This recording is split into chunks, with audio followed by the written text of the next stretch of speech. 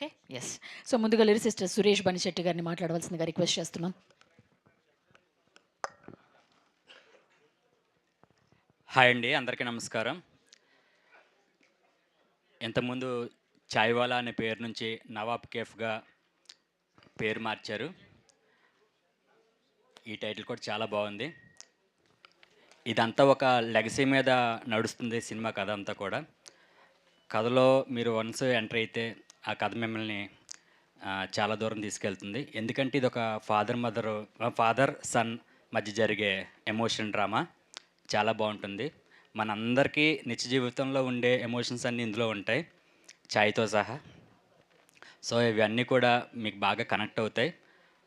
ఒకసారి కనెక్ట్ అయితే మాత్రం అసలు మర్చిపోరు. ఇందులో పాటలన్నీ నేనే రాశానండి. ఇప్పటికే 2 పాటలే రిలీజ్ చేశారు.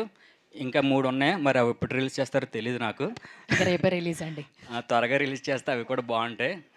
బట్ సినిమాలో మాత్రం 5 పాటలు చాలా ఎమోషనల్‌గా ఉంటాయి. ఒక సాంగ్ స్పెషల్‌గా ఫాదర్ మీద ఉంటుంది. అది కూడా చాలా బాగుంటుంది. ఆహ్, ఈ సినిమాకి సినిమాలో డైలాగ్ చెప్పినట్టు కష్టాలు కంగారు ఎక్కువ అన్నట్టు మా ప్రమోద్ గారికి కష్టాలు చాలా అనుభవించి ఇక్కడి వరకు తెచ్చారు. శ్లోకాలు కూడా స్లో మోషన్‌లో రావాలని కోరుకుంటున్నాను. వస్తది ఈ సినిమాతో. ఆహ్, ఇటువంటి ఎమోషనల్ డ్రామాకి మంచి మ్యూజిక్ చాలా అవసరం అండి.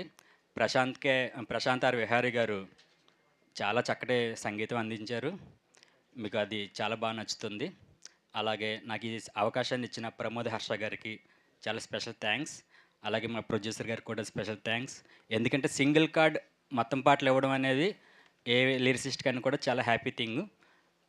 నాకు ఆ హ్యాపీనెస్ ఇచ్చిన మీ అందరికీ స్పెషల్ థ్యాంక్స్ చెప్పుకుంటున్నానండి. మ్, ప్రమోద్ హర్ష గారు, మీరు మళ్ళీ సినిమా తీయాలి, అందులో కూడా నేనే మొత్తం పాటలు రాయాలి.